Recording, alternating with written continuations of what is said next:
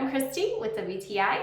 I'm one of those people that like to swap the scents in my home according to the season.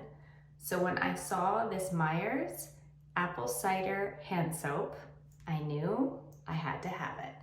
We're right at the beginning of fall, and fall scents are probably my favorite type of scents. This is very warm and cozy. It's not perfumey. There's a couple different essential oils in here like cinnamon and cardamom. I also like this soap because it has olive oil and aloe vera in it.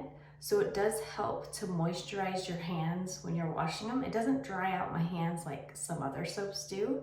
Something to be aware of is this hand soap might not foam like some of the others, but that's fairly common with soaps that are more naturally derived or plant-based.